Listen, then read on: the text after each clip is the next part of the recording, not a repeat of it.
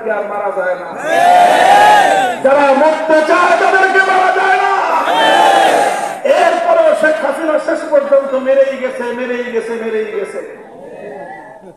কত বড় নৃশংস! আমি বলি আসলে শেখ হাসিনা একটা মানসিক বৈকল্যের শিকার, একটা মানসিক রোগী ছিল,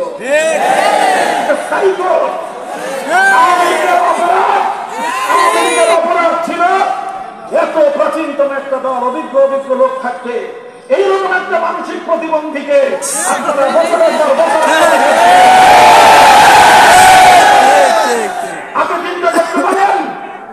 চিন্তা করতে পারেন। আগস্টের শুরু থেকে সারা পৃথিবী বলছিল বাংলাদেশের অবস্থা করুন, বাংলাদেশের অবস্থা আউট অফ কন্ট্রোল। 3 তারিখে সেনাবাহিনী বলে দিয়েছিল এদেশের জনগণের উপর আমরা বুলেট মারতে পারবো না। শেখ হাসিনা আবার নতুন করে বৈঠক করে তার লালিত পালিত তার নিজস্ব গুন্ডা বাহিনীকে দিয়ে চেষ্টা করেছিল এদেশের মায়ের সন্তানদেরকে হাজার হাজার নয় লক্ষ হলেও খুন করে ক্ষমতার মসনদ টিকিয়ে রাখে। আপনাকে একটা কথা শুনেছেন, সবাই বলতো 1 লাখ মানুষকে যদি খুন করতে হয়, মুক্ত হয়েছি, স্বাধীন হয়েছি এবং অর্জিত হয়েছে আমাদের স্বাধীন বাংলাদেশ। আমরা প্রথম লড়াই করেছিলাম ব্রিটিশ বেনিয়ার সাম্রাজ্যবাদী শক্তির বিরুদ্ধে। 200 বছরের স্বাধীনতার সংগ্রাম ছিল। সেই সংগ্রামে লড়াই করেছে হাজী শরীয়তুল্লাহ, সেই সংগ্রামে লড়াই করেছিল মীর নিসার আলী ওরফে দিদু মীর, সেই সংগ্রামে লড়াই করেছিল ফকির বজলু শাহ, সেই সংগ্রামে লড়াই করেছিল শাইখুল হিন্দ মাহমুদ হাসান, সেই সংগ্রামে লড়াই করেছিল পাক ভারত উপমহাদেশের আলেম সমাজ, যাদের রক্তের উপর দিয়ে, যাদের শাহাদাতের উপর দিয়ে আমাদের এই দেশ থেকে ইংরেজ ব্রিটিশ বেনিয়ারা লেজ গুটিয়ে পালিয়ে যেতে বাধ্য হয়েছিল।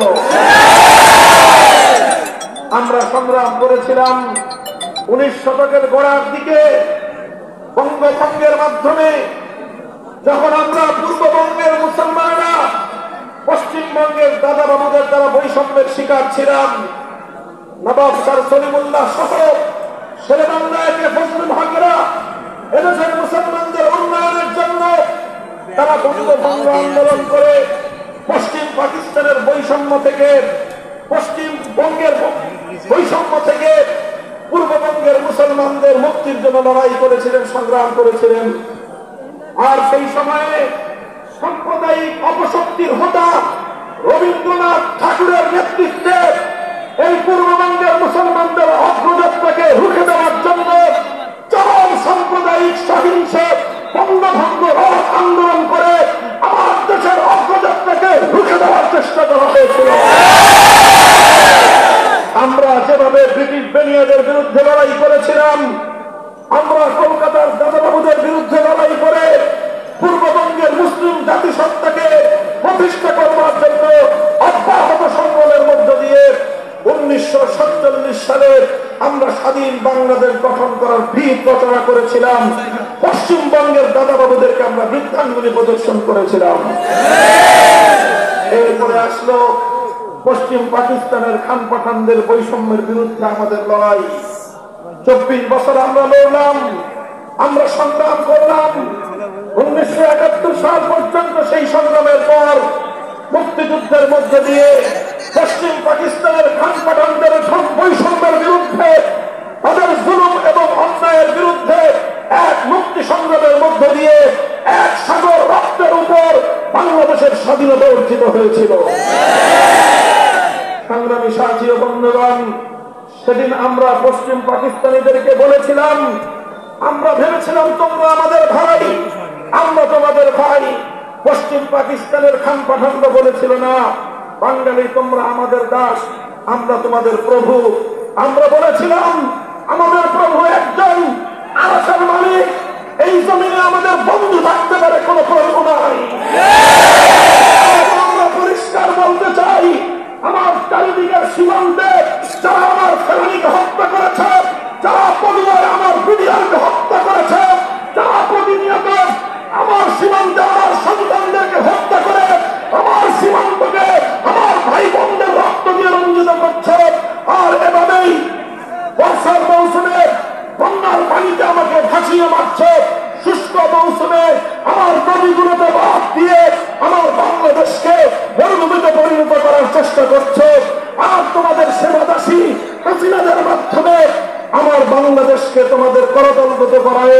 আমাদের উপর যারা প্রভুত্ব ফলাতে চাও, আমরা স্পষ্ট ঘোষণা করি, বন্ধুত্বের হাত বাড়িয়ে দিবে, বন্ধুত্বের আচরণ পাবে, প্রভুত্ব করতে আসবে, চোখ উপড়ে ফেলা হবে।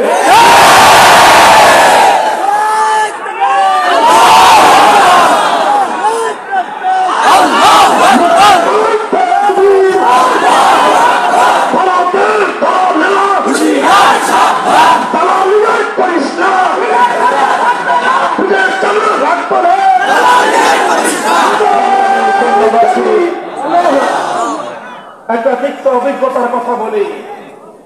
আজ আগস্ট বিপ্লব, 5ই আগস্টের এই বিপ্লব, এই অভ্যুত্থানের পর এই অভ্যুত্থানকে ব্যর্থ করা, এই বিপ্লবকে ব্যর্থ করার অনেক ষড়যন্ত্র চলছে। আমাদের এই বিপ্লবের অর্জনকে ছিনতাই করার পায়তারা চলছে। আমাদের অতীতে অনেক তিক্ত অভিজ্ঞতা রয়েছে। 1971 সালে যে মুক্তিযুদ্ধের লড়াই শুরু হয়েছিল বৈষম্যের বিরুদ্ধে, যে মুক্তিযুদ্ধের লড়াই শুরু হয়েছিল মানুষের অধিকার প্রতিষ্ঠার সংগ্রামের মধ্য দিয়ে, যে বিপ্লবের সূচনা হয়েছিল ইনশাআল্লাহ বলে, যে বিপ্লবের অঙ্গীকার ছিল কোরআন সুন্নাহ বিরোধী কোন আইন তৈরি করা হবে না। এই বিপ্লব ছিল, এই সংগ্রাম ছিল মুক্তির সংগ্রাম, এই যুদ্ধ ছিল বাংলাদেশের মুক্তিযুদ্ধ। কিন্তু আমরা অত্যন্ত দুঃখ আর পরিতাপের সঙ্গে লক্ষ্য করলাম, 1971-এর 16ই ডিসেম্বর বাংলাদেশের বিজয়, স্বাধীনতার বিজয় অর্জন হওয়ার পর, মুক্তিযুদ্ধে বিজয় অর্জন হওয়ার কয়েক মাসের মধ্যেই আমাদের অর্জিত সেই বিজয়কে ছিনতাই করা হয়েছে। বাংলাদেশের বাইরে থেকে অন্য একটি রাষ্ট্র তাদের চিন্তা চেতনার আলোকে একটা প্রেসক্রিপশন ধরিয়ে দিল, আর সেই প্রেসক্রিপশনকে সামনে রেখে আমার দেশের সুশীল নামক কিছু কুশীল এই জাতির অভিপ্রায়, বাংলাদেশের মানুষের ইচ্ছা, বাংলাদেশের মানুষের হাজার বছরের ঐতিহ্যের বিরুদ্ধে একটি সংবিধান এদেশের মানুষের কাঁধের উপর চাপিয়ে দিল। 71-এর মুক্তিযুদ্ধের নামে 72-এর ষড়যন্ত্রের চেতনা শুরু হলো। আমরা পরিষ্কার ভাষায় বলতে চাই, বাংলাদেশের মানুষ 72-এর চেতনায় বিশ্বাসী নয়, বাংলাদেশের মানুষ 71-এর চেতনায় বিশ্বাসী। তোমরা 71-এর সেই চেতনাকে ছিনতাই করার পায়তারা চালিয়েছিলে। বিগত 50 বছর এদেশের মানুষের ইচ্ছা, তাদের অভিপ্রায় এবং তাদের হাজার বছরের ঐতিহ্যের বিরুদ্ধে তোমরা দেশকে শাসন করেছো, শোষণ করেছো, এদেশের মানুষকে তাদের প্রাপ্য অধিকার থেকে তোমরা বঞ্চিত করেছো। সংগ্রামী সাথী ও বন্ধুগণ, তাই আজ বলতে চাই, 71-এর সংগ্রামের বিজয়কে যেভাবে ছিনতাই করা হয়েছিল, 2024-এর 5ই আগস্টের এই বিপ্লবের অর্জনকেও ছিনতাই করার পায়তারা চলছে। এদেশটাকে আবার ইসলাম শূন্য করার, এদেশের রাষ্ট্র, রাজনীতি, অর্থনীতি, সমাজ ব্যবস্থা, কৃষ্টি কালচার থেকে ইসলামকে মাইনাস করার পায়তারা চলছে। সংগ্রামী সাথী ও বন্ধুগণ, আপনারা লক্ষ্য করেছেন এই 2024 সালের জুলাই এবং আগস্ট মাস জুড়ে ছাত্র জনতার যে অভ্যুত্থান হয়েছে, ছাত্র জনতার যে আন্দোলন হয়েছে, বৈষম্য বিরোধী যে আন্দোলন, সে আন্দোলনের বৈশিষ্ট্য কি ছিল আমরা দেখেছি। সেই আন্দোলনে ঢাকা সহ বাংলাদেশের শহরগুলোর, বিভাগীয় এবং জেলা শহরগুলোর উত্তপ্ত রাজপথের চিত্র আমরা দেখেছি, গণমাধ্যমে দেখেছি, সামাজিক যোগাযোগ মাধ্যমে আমরা দেখেছি। আমাদের ছেলেরা তারা মিছিল করছে, আমাদের ছেলেরা স্লোগানে স্লোগানে রাজপথ উত্তাল করে তুলছে। যখনই নামাজের সময় হলো, সঙ্গে সঙ্গে একজন ছাত্র অথবা একজন স্টুডেন্ট দাঁড়িয়ে আল্লাহু আকবার, আল্লাহু আকবারের আযানের ধ্বনিতে বাংলার আকাশ বাতাস মুখরিত করে তুলল। আরেকজন ইউনিভার্সিটির ছাত্র ইমাম হয়ে নামাজে ইমামতি করলো, তার ইমামতিতে শত সহস্র আমাদের সন্তানেরা রাজপথে দাঁড়িয়ে রাজপথের উত্তপ্ত পিচ ঢালাই পিচকে জায়নামাজ বানিয়ে রবের দরবারে তারা সিজদায় লুটিয়ে পড়লো। এরপরে দুহাত তুলে মালিকের কাছে ফরিয়াদ করলো, ফ্যাসিবাদের বিরুদ্ধে আল্লাহর সাহায্য কামনা করলো, স্বৈরাচারের বিরুদ্ধে আল্লাহর পক্ষ থেকে ফরিয়াদ জানিয়ে তারা সাহায্য চাওয়ার পর আমার আল্লাহ পাক রব্বুল আলামিন তাদেরকে গায়েবী সাহায্য করলেন। আল্লাহর সাহায্য প্রাপ্ত এই ক্ষুদ্র কাফেলা ছাত্র সমাজের এই সংগ্রাম এবং দাবানল হয়ে জ্বলে উঠল শেখ হাসিনার মতো স্বৈরাচারী শক্তি, যার পাশে ছিল নরেন্দ্র মোদীর মতো এক নরঘাতক পিশাচ। 15টা বছর পর্যন্ত তোমরা বাংলাদেশের মানুষকে তাদের ভোটের অধিকার থেকে বঞ্চিত করেছ। তোমরা একটা বারের জন্য বাংলাদেশের মানুষের কথা ভাবো নাই। তোমরা ভেবেছ বাংলাদেশের ক্ষমতার মসনদের মধ্যে তোমাদের এক সেবাদাসীকে বসায় রাখতে হবে। এজন্য তোমরা সেই সেবাদাসীকে একতরফা সমর্থন দিয়েছ। আন্তর্জাতিক বিশ্বকে তোমরা বাংলাদেশ সম্পর্কে মিস ইনফরমেশন দিয়েছ। বাংলাদেশকে আন্তর্জাতিক বিশ্ব থেকে বিচ্ছিন্ন রাখার চেষ্টা করেছ। বিনিময়ে এই সেবাদাসী তোমাদেরকে বাংলার বুকের উপর দিয়ে বিনামূল্যে ট্রানজিট সুবিধা দিয়েছে, একতরফা কালো চুক্তি করেছে। এভাবেই তোমরা দিনের পর দিন আমাদেরকে শোষণ করেছ, জুলুম করেছ, আর আমাদের কাঁধের উপর শেখ হাসিনাকে বসিয়ে রেখে একতরফা তোমরা বাংলাদেশটাকে লুটে পুটে খাওয়ার চেষ্টা করেছ। এভাবে বাংলাদেশকে জুলুম এবং অত্যাচারের এক বদ্ধভূমিতে পরিণত করেছিল শেখ হাসিনা। সেই শেখ হাসিনা যার ব্যাপারে মানুষের মধ্যে একটা কথা প্রচলিত হয়ে গিয়েছিল, একটা কথা মানুষ সবাই ভাবতে শুরু করেছিল, যেই কথাটা কত সুন্দর ভাবেই না আল্লাহ পাক রব্বুল আলামিন কোরআনে পাকের সূরাতুল হাশরে বলেছে। আল্লাহ বলেছেন, মা যানানতুম আন ইয়াখরুজু ওয়া যান্নু আন্নাহুম মানিআতুহুম হুসুনুহুম মিনাল্লাহ ফাআতাহুমুল্লাহু মিন হাইসু লাম ইয়াহতাসিবু।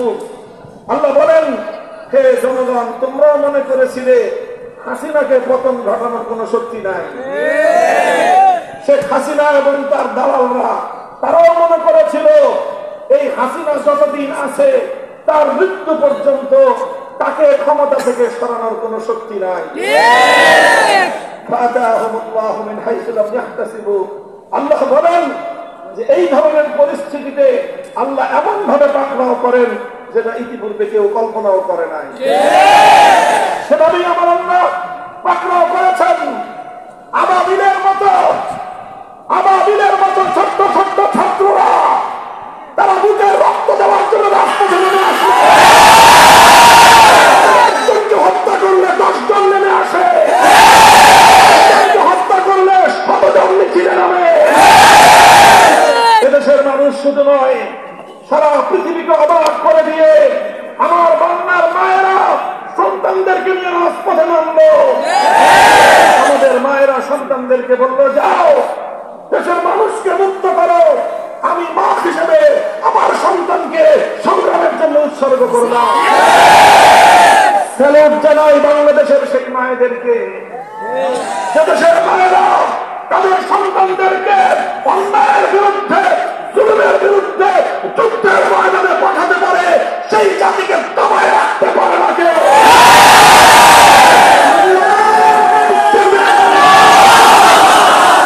এই সমাজ ভাঙতে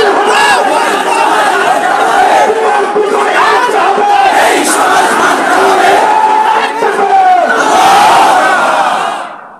সংগ্রামী সাথী ও বন্ধুগণ, এইভাবে আজ আমাদের প্রধান লক্ষ্য, আমাদেরকে যে বিষয়টা প্রায়োরিটি দিতে হবে, প্রাধান্য দিতে হবে, কোনোভাবেই আগস্টের 5 তারিখের বিপ্লবকে যেন কেউ চিন্তাই করতে না পারে। বাংলাদেশের ছাত্র জনতাকে আমি একদিকে যেমন সালাম জানাই, অপরদিকে তাদেরকে আমি সতর্ক করতে চাই, তোমরা সতর্ক থেকো, তোমরা হুঁশিয়ার থেকো, তোমরা তোমাদের সূচিত ঐক্যকে দৃঢ় এবং মজবুত রেখো।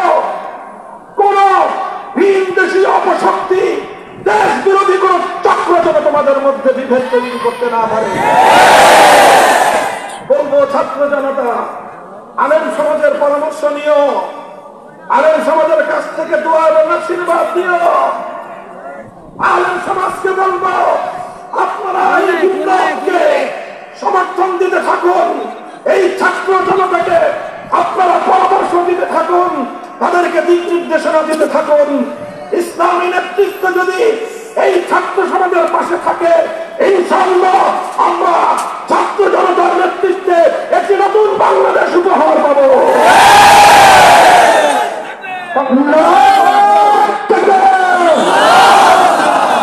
সংগ্রামী সাথী ও বন্ধুগণ, শেখ হাসিনার কথা বলতে গেলে হৃদয় কেঁপে উঠে,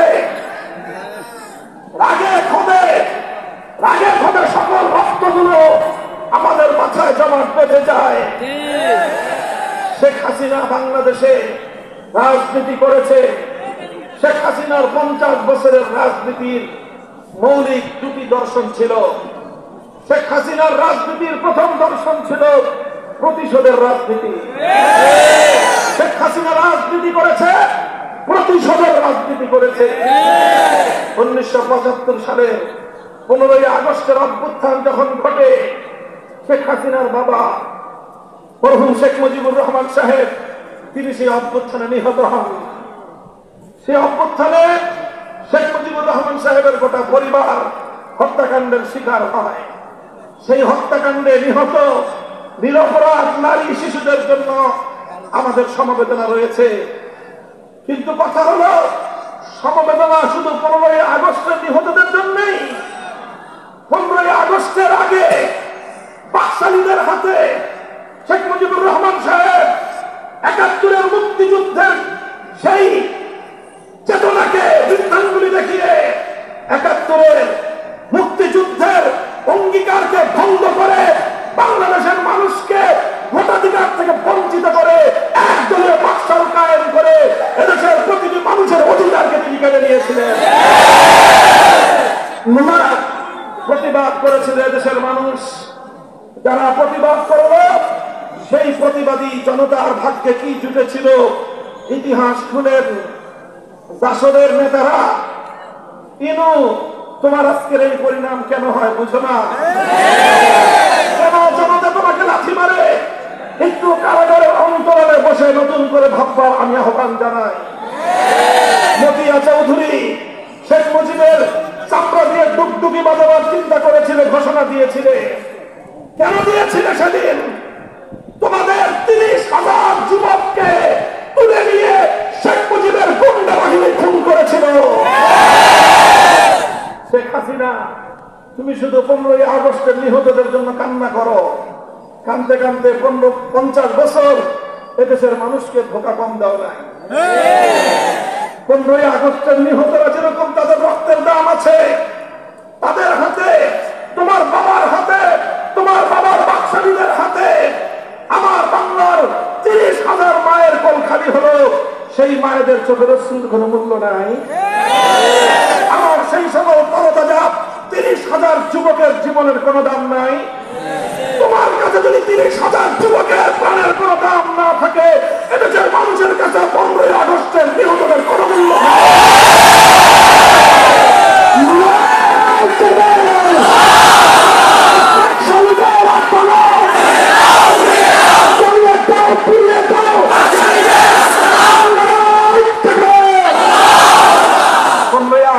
ঘটনার পরে আন্তর্জাতিক গণমাধ্যমে সাক্ষাৎকার দিয়ে বক্তব্য দিল শেখ হাসিনা। বলল যে জাতি তার বাবাকে হত্যা করেছে, তিনি সেই জাতির কাছ থেকে প্রতিশোধ গ্রহণ করবেন। এটা ওনার ঘোষণা। আজও মিডিয়া জগতে শেখ হাসিনার সেই ঘোষণা এখনো পর্যন্ত খুঁজে পাবেন। 1975 সাল থেকে 2024 সাল 15ই আগস্ট থেকে 5ই আগস্ট শেখ হাসিনার 50 বছরের রাজনীতি প্রতিশোধের রাজনীতি। বাংলাদেশের মানুষের কাছ থেকে তিনি প্রতিশোধ গ্রহণ করেছেন। এদেশের মানুষ যেন মাথা তুলে দাঁড়াতে না পারে সেই ব্যবস্থা তিনি করেছেন। দেশটা যেন একটা তলাবিহীন ঝুড়িতে রূপান্তরিত হয় সেই ব্যবস্থা তিনি করেছেন। আমার কাছে কাছে আশ্চর্য লাগে, একটা বিধবা নারী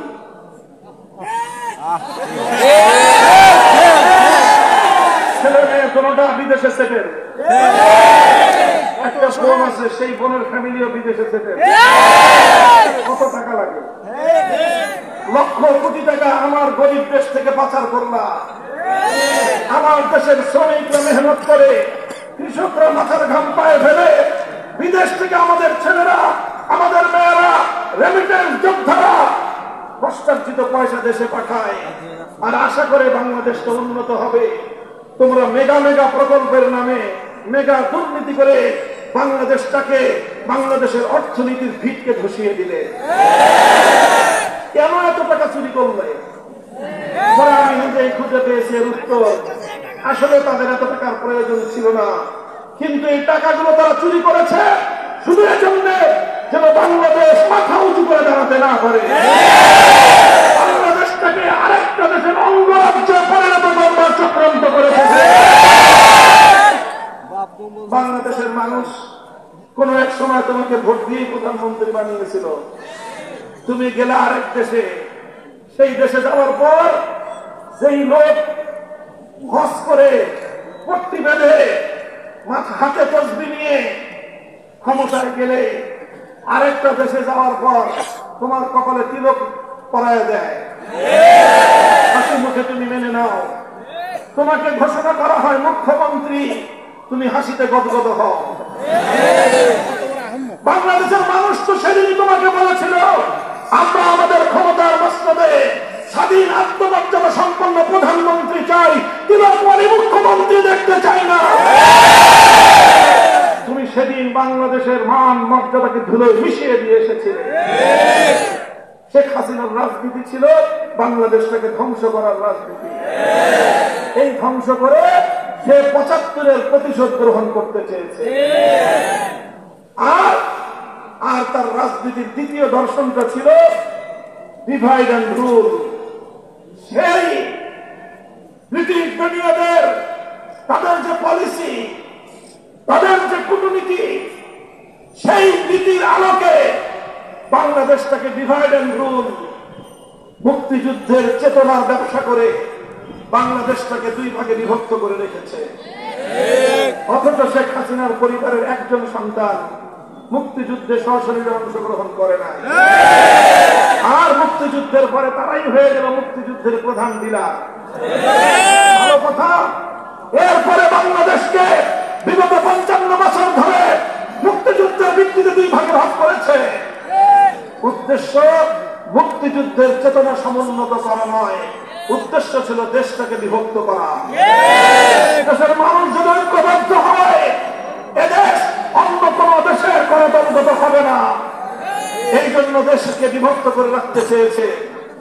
এই দুই পলিসি, একটা হলো প্রতিশোধের রাজনীতি, আরেকটা হলো বিভক্ত করার রাজনীতি। ৫০ বছর এই খেলাই বাংলাদেশে শেখ হাসিনা খেলেছে। বিভক্ত করার আরেকটা নির্মম কৌশল ছিল শেখ হাসিনা এবং আওয়ামী লীগের, সেটা হলো সংখ্যালঘু ইস্যু। সংখ্যালঘুদেরকে, হিন্দু, বৌদ্ধ, খ্রিস্টানদেরকে শেখ হাসিনা তার সন্ত্রাসীরা রাতের অন্ধকারে কাল্লাগিরি হয়ে ছবল মারত, দিনের আলোতে ওঝা হয়ে থাকতে আসত। এই ছিল তার পলিসি। ২০২৪-এর ৫ আগস্টের পর একটা দেশের কিছু চিহ্নিত মিডিয়া সরগোল শুরু করে দিল, বাংলাদেশে এখন সংখ্যালঘু নির্যাতন হবে। এদেশের মুসলমানেরা, এদেশের আলেম সমাজ, হেফাজতে ইসলাম, বাংলাদেশ খেলাফত মজলিস সহ এদেশের মাদ্রাসা ছাত্ররা তারা অগ্রগণ্য ভূমিকা পালন করে প্রতিটি সংখ্যালঘুদের মন্দির, প্যাগোডা, গির্জার সামনে পাহারা বসিয়ে শেখ হাসিনার সমস্ত ষড়যন্ত্রকে নস্যাৎ করে দিয়েছে। বিগত এই ১.৫ মাসে বাংলাদেশের কোথাও নট এ সিঙ্গেল পার্সন, একজন সংখ্যালঘুর উপর কোন নির্যাতনের নজির নাই। কারণ যারা নাটক করত সেই নাটকের নায়ক নায়িকারা এখন আর দেশে নাই। এই জন্য এখন আর সংখ্যালঘু নির্যাতনের নাটক হয় না। যতদিন পর্যন্ত এই নাটকের নায়ক নায়িকাদেরকে এই নাটকের কলাকুশী লোকদেরকে বাংলাদেশ থেকে বাইরে রাখা যাবে, ততদিন আমার বাংলাদেশে হিন্দুরা নিরাপদে থাকবে। যতদিন আওয়ামী লীগকে বাংলাদেশ থেকে ঠেকিয়ে বিদায় করে রাখা যাবে, ততদিন বাংলাদেশের সংখ্যালঘুরা নিরাপদে থাকবে। সংখ্যালঘু হিন্দু ভাইয়েরা, তোমরা আমাদের ভাই, বৌদ্ধরা তোমরা আমাদের ভাই, খ্রিস্টানরা তোমরা আমাদের ভাই। তোমাদের প্রতিটি অধিকার রক্ষা করা আমাদের দায়িত্ব। তোমাদের উপাসনালয়গুলোকে নিরাপদ রাখা আমাদের জিম্মাদারি। কেউ তোমাদেরকে কিছু বলবে না, কেউ তোমাদের উপর হাত তুলবার সাহস পাবে না। কেউ যদি তোমাদের বিরুদ্ধে কোনো ষড়যন্ত্র করে, সে হাত আমরা ভেঙে গুড়িয়ে দেব।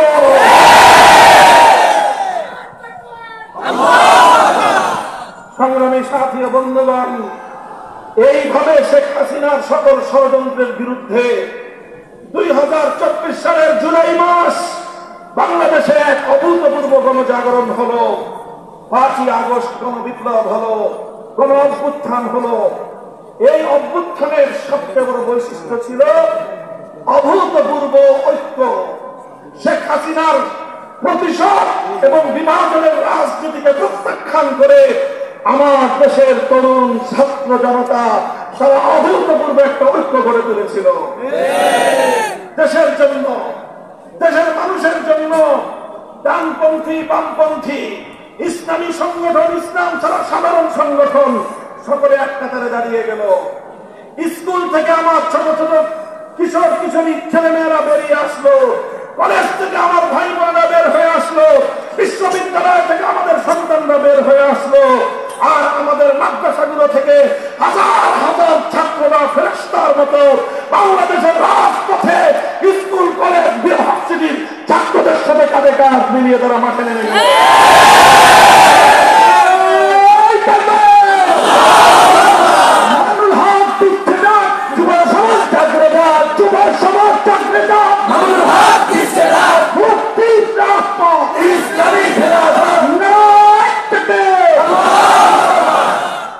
এইভাবে একটা ঐক্য সূচিত হলো। এই ঐক্যই ছিল শেখ হাসিনার বিরুদ্ধে বাংলাদেশের মানুষের বিজয়ের হাতিয়ার।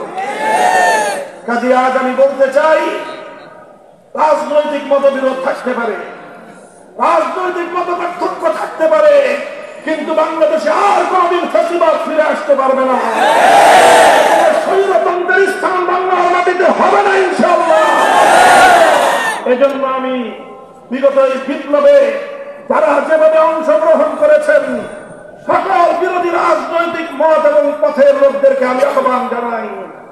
বিএনপির রাজনৈতিক দল, জামাতে ইসলামী, ইসলামী আন্দোলন বাংলাদেশ, বাংলাদেশ খেলাফত মজলিস, জমিয়তে উলামায়ে ইসলাম, খেলাফত আন্দোলন, নেজামী ইসলাম পার্টি, এনডিপি, গণতন্ত্র মঞ্চ সহ এভাবে গণ অধিকার পরিষদ যারা যারা সংগ্রাম করেছ, রাজনৈতিক মতপার্থক্য থাকতে পারে, ফ্যাসিবাদের বিরুদ্ধে আগস্ট বিপ্লবকে রক্ষা করার জন্য আমাদের ইস্পাত কঠিন ঐক্য ধরে রাখতে হবে। মনে রেখো, সীমান্তের অপর প্রান্তে বসে শেখ হাসিনা কিন্তু নীরব নাই, শেখ হাসিনা কিন্তু ঘুমায় না। শেখ হাসিনা আবার চেষ্টা করতেছে, আবার ষড়যন্ত্রের দানা বাঁধতেছে। সাপের কিন্তু লেজে পাড়া দিয়েছ, ওর মাথা কিন্তু এখনো ভাঙা হয় নাই। আমরা ভারত সরকারকে স্পষ্ট ভাষায় বলতে চাই, বন্ধুত্ব সুলভ, প্রতিবেশী সুলভ আচরণ করবেন, আমাদের কাছ থেকে প্রতিবেশী সুলভ আচরণ পাবেন। বিগত জাতীয় নির্বাচনগুলোতে নির্লজ্জভাবে বাংলাদেশের মানুষের অধিকারকে যেভাবে আপনারা দুপায়ে বলেছেন, শুধু আপনাদের সেবা দাসীকে, হাসিনাকে ক্ষমতায় রাখার জন্য এদেশের 18 কোটি মানুষের ভোটাধিকারকে আপনি নরেন্দ্র মোদী আপনার পায়ের নিচে পিষ্ট করেছেন। ভারতের জনগণকে আমরা বলতে চাই, ভারতের জনগণ, আপনাদের সঙ্গে আমাদের কোনো বিরোধ নাই। দুই দেশের জনগণের মধ্যে আমাদের বন্ধুত্বের দুয়ার অবারিত থাকবে। নরেন্দ্র মোদীর মতো হিন্দুত্ববাদ প্রতিষ্ঠাকামী এই ধরনের সাম্প্রদায়িক শক্তি যেন ভারতের ক্ষমতায় থাকতে না পারে, তার মতো ষড়যন্ত্রকারীরা যেন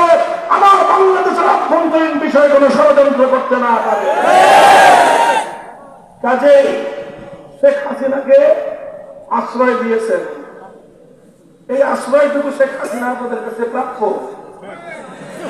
15 বছর আপনাদেরকে যে সার্ভিস দিয়েছে দেশের বিরুদ্ধে, দেশের জনগণের বিরুদ্ধে, এমনকি তার দল আওয়ামী লীগের নেতা কর্মীদের স্বার্থের বিরুদ্ধে গিয়ে তিনি একমাত্র পার্শ্ববর্তী দেশের এজেন্ডাই বাস্তবায়ন করে গিয়েছেন। বলবেন আওয়ামী লীগের স্বার্থের বিরুদ্ধে কিভাবে? আওয়ামী লীগের নেতা কর্মীরা আগেই টের পেয়েছিল যে এই করুণ পরিণতির শিকার তাদের হওয়া লাগতে পারে। শেখ হাসিনাকে তারা সতর্ক করেছিল।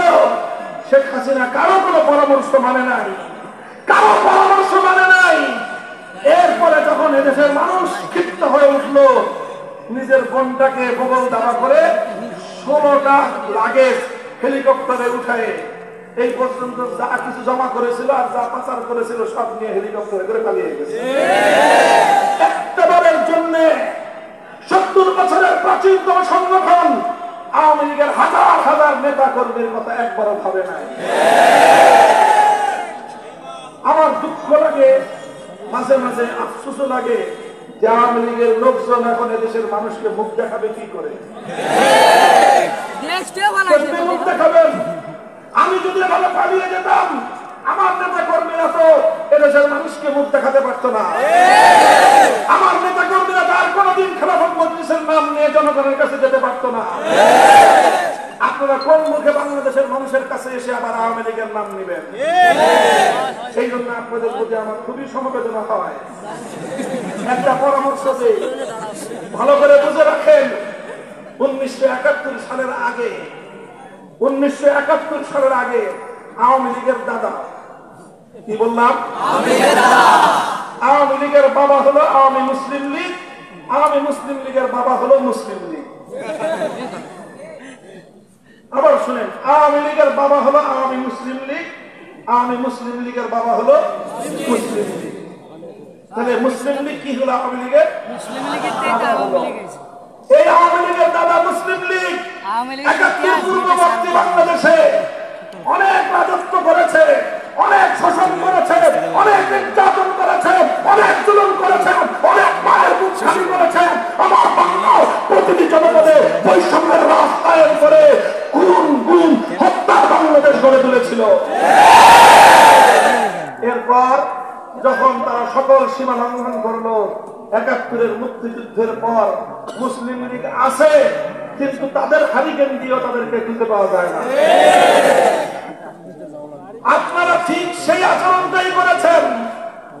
71-এর পূর্ববর্তী আপনার দাদা মুসলিম লীগ যা করেছিল দেশের জনগণের সঙ্গে, 1971-এর পরে 72 সাল থেকে 2024 সাল পর্যন্ত যতদিন ক্ষমতায় থাকার সুযোগ পেয়েছেন বৈধ অবৈধ উপায়, আওয়ামী লীগের আচরণ দেশের মানুষের সঙ্গে মুসলিম লীগের চেয়েও নিকৃষ্ট এবং জঘন্য ছিল। আমরা আওয়ামী লীগের এই 15 বছর, আগের 5 বছর, 20 বছর, এর আগের 3.5 বছর, প্রায় 24 বছর বাংলাদেশে কোন ইসলামপন্থী আলেম ওলামা, কোন ইসলামী সংগঠন মুখ ফুটিয়ে কথা বলার সাহস পাই নাই। কি নির্যাতনটা আমাদের উপর আপনারা করেছেন। এরপরে গত 15 বছর তো বিরোধী মত পথে একটা মানুষকে একটা কথা বলতে দেন নাই। হেলমেট লীগ করেছেন, হাতুড়ি লীগ করেছেন। আমার দেশের মানুষের ট্যাক্সের পয়সায় পালিত পুলিশ, যারা জনগণের সেবায় নিয়োজিত, সেই পুলিশে ব্যাপকভাবে ছাত্র লীগারদেরকে ঢুকিয়ে দিয়ে পুলিশটাকে পুলিশ লীগ বানিয়েছিলেন। আর পুলিশ ভাইদেরকে দেখলে মায়া লাগে।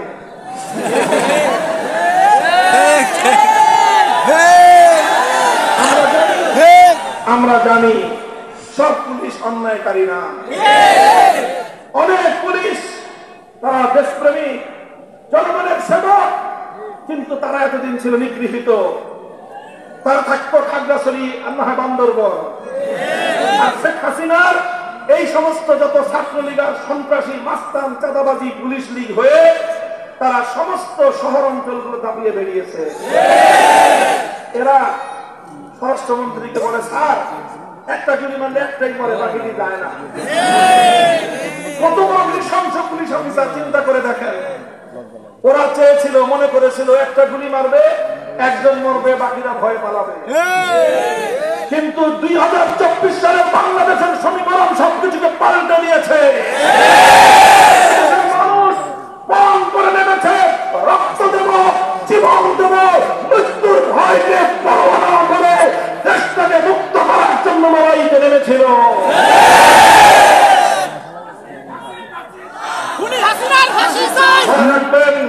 যারা মরতে চায় তাদেরকে আর মারা যায় না, যারা মরতে চায় তাদেরকে মারা যায় না।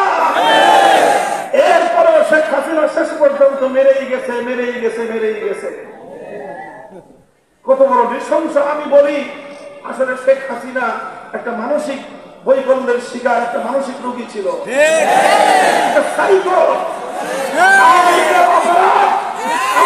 অপরাধ ছিল এত প্রাচীনতম একটা দল, অভিজ্ঞ অভিজ্ঞ লোক থাকতে এইরকম একটা মানসিক প্রতিবন্ধীকে আপনারা বছরের পর বছর আপনি চিন্তা করতে পারেন, আপনি চিন্তা করতে পারেন। আগস্টের শুরু থেকে সারা পৃথিবী বলছিল বাংলাদেশের অবস্থা করুন, বাংলাদেশের অবস্থা আউট অফ কন্ট্রোল। 3 তারিখে সেনাবাহিনী বলে দিয়েছিল এদেশের জনগণের উপর আমরা বুলেট মারতে পারবো না। শেখ হাসিনা আবার নতুন করে বৈঠক করে তার লালিত পালিত তার নিজস্ব গুন্ডা বাহিনীকে দিয়ে চেষ্টা করেছিল এদেশের মায়ের সন্তানদেরকে হাজার হাজার নয় লক্ষ হলেও খুন করে ক্ষমতার মসনদ ফিরিয়ে রাখছে।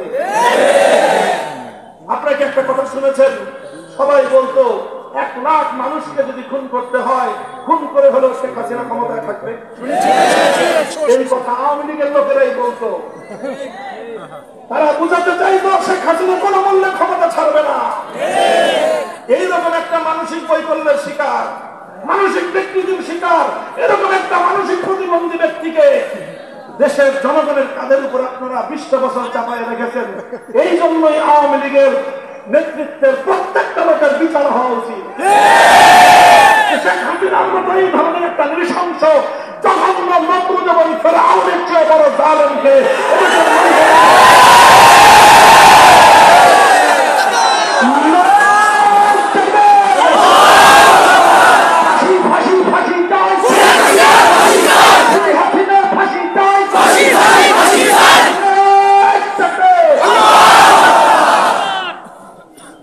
অনেক লম্বা কথা হয়ে গেল। আখেরি পয়লাম আমাদের আওয়ামী লীগের লোকজন। আপনাদেরকে আমি বিভিন্ন জায়গায় পরামর্শ দিয়েছি, আগামী দিনে যদি আপনাদের মধ্যে ভালো কিছু লোক থেকে থাকে যারা এদেশের মানুষকে খুন করেন নাই, এদেশের মানুষ থেকে চাঁদাবাজি করেন নাই, রাতের অন্ধকারে কামনাগিনী হয়ে হিন্দুদেরকে ছবল মারেন নাই, এমন যদি কোনো ভালো লোক যদি থেকে থাকে, আপনাদেরকে পরামর্শ দিব আগামী দিনে রাজনীতি করবেন, আওয়ামী লীগের নামটা পাল্টায় দিয়েছেন। এবং আরেকটা কথাও বলেছি, একটা গণ তওবার অনুষ্ঠান করেন। আমি উপস্থিত থেকে তওবা করাবো আপনাদেরকে, বাংলাদেশের রাজনীতিতে আপনাদেরকে পুনর্বাসিত করার চেষ্টা করব। কারণ আমরা প্রতিশোধের রাজনীতিতে বিশ্বাসী নই।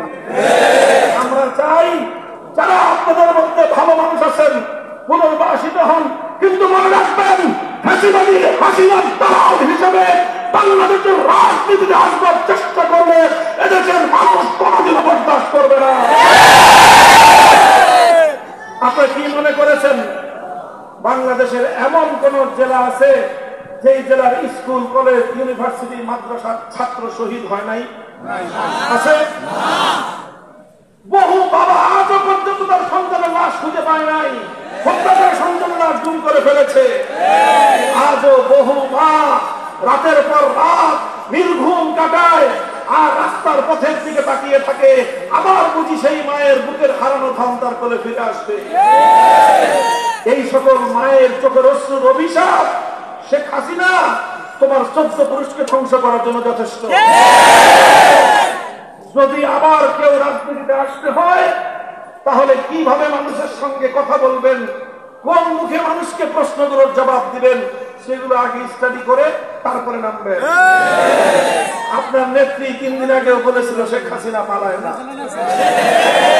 এরপরে আমরা কি দেখলাম? 5ই আগস্ট দুপুর হওয়ার আগে হাজার হাজার নেতা কর্মীদেরকে অনিরাপদ রেখে এদেশের বিক্ষুব্ধ মানুষের মুখের উপর ফেলে রেখে নিজে আর নিজের বোনের নিরাপত্তা নিয়ে উড়াল দিয়ে নরেন্দ্র মোদীর কোলে গিয়ে ঝাঁপ দিলেন।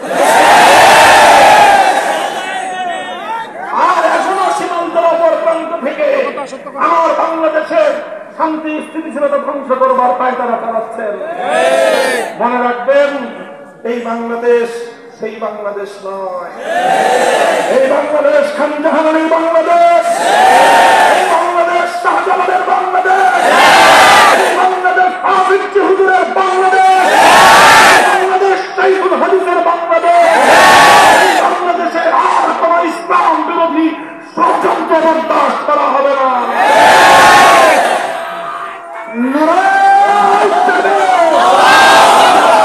ইসলামের শত্রুরা হুঁশিয়ার সাবধান, সকল মন্ডলের শত্রুরা হুঁশিয়ার সাবধান। আমি বলবো, এখন আমাদের সামনে অনেক বড় বড় চ্যালেঞ্জ রয়েছে।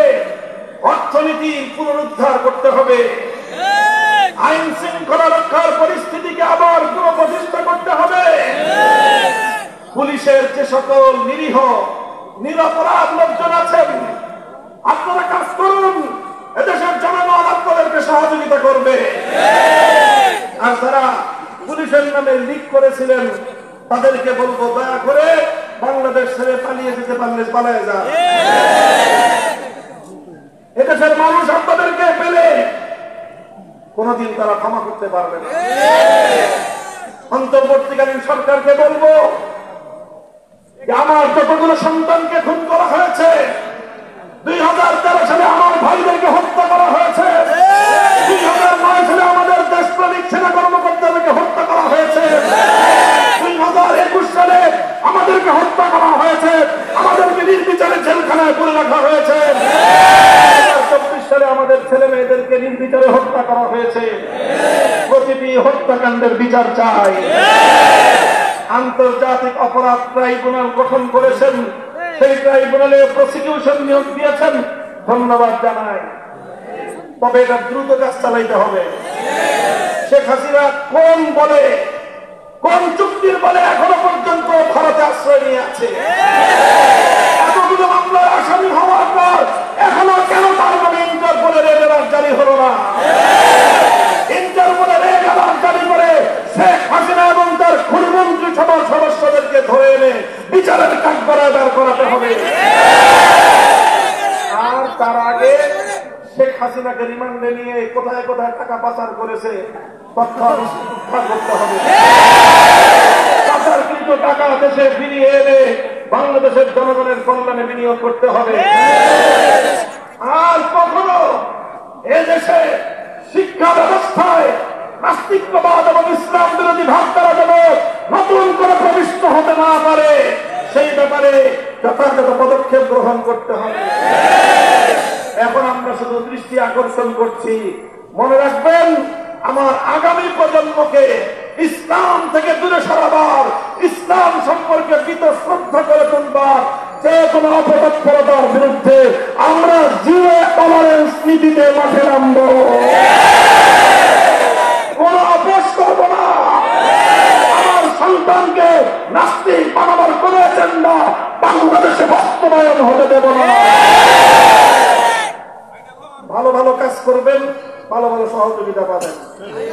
ইসলামকে দিয়ে ছিনিমিনি খেলতে চেষ্টা করবেন, মাথায় কাপড়ের কাপড় বেঁধে মাঠে নামবো। এদেশের ইসলাম পন্থীদেরকে মূল্যায়ন করার চেষ্টা করুন। তাকিয়ে দেখুন আজকের নতুন বাংলাদেশের দিকে। 15 বছরের নিষ্পেষণ থেকে বেরিয়ে আসার পর আজ গোটা বাংলাদেশে বাঘ ভাঙ্গা জোয়ার ছুটেছে ইসলাম রাজনীতি, খেলাফতের রাজনীতির প্রতি। এই চিন্তাটা বুঝবার জন্য আজকের বাংলাদেশের সকল মহলকে আমি উদাত্ত আহ্বান জানাই। এদেশের মানুষের চেতনা বুঝবার চেষ্টা করুন, মানুষের পাশ বুঝবার চেষ্টা করুন। ইসলাম পন্থী বলে আমাদেরকে শুধুমাত্র উপেক্ষা করবেন, অবজ্ঞা করবেন সেই দিন ভুলে যান। খবরদার সেই দিন ভুলে যান। আমরা এদেশে ভাড়াটিয়া হিসেবে থাকি না, রক্ত দিয়ে কিনেছি এই মাটি। কিন্তু আধিপত্যবাদের বিরুদ্ধে লড়াই করতে গিয়ে আমাদের যেই পরিমাণ রক্ত গিয়েছে আর কোন জনগোষ্ঠী এই পরিমাণ রক্ত দেয় নাই। পূর্বপুরুষদের রক্তে কিনা মাটিতে ভাড়াটিয়া হিসেবে থাকবে না মামুন ভদ্রা। এই কথাটা যত তাড়াতাড়ি বুঝবেন সবার জন্য যত মঙ্গল। আমাদের হাত সকলের প্রতি বন্ধুত্বের হাত প্রসারিত। আবার বলছি, বন্ধুত্ব করবেন, বন্ধুত্বের হাত পাবেন, প্রভুত্ব করবার চেষ্টা করবেন, চোখ উপড়ে ফেলব। সংগ্রামী সাথী ও বন্ধুগণ, দীর্ঘ সময় পর্যন্ত প্রতিকূল আবহাওয়া উপেক্ষা করে বিকালের প্রোগ্রাম আজকে রাত্রে হচ্ছে। এই গণসমুদ্র আপনারা তৈরি করে খুলনার মানুষ শাইখুল হাদিস আল্লামা আজিজুল হকের যুগ থেকে আমাদেরকে ভালোবাসেন। আজ সেই ভালোবাসার আপনারা প্রমাণ রেখেছেন। আগামী দিনে ইসলামের যে কোনো প্রয়োজনে এভাবেই আপনারা রাজপথে নেমে আসবেন। বৈষম্যহীন সমাজ গড়তে চান, ইনসাফ কায়েম করতে চান,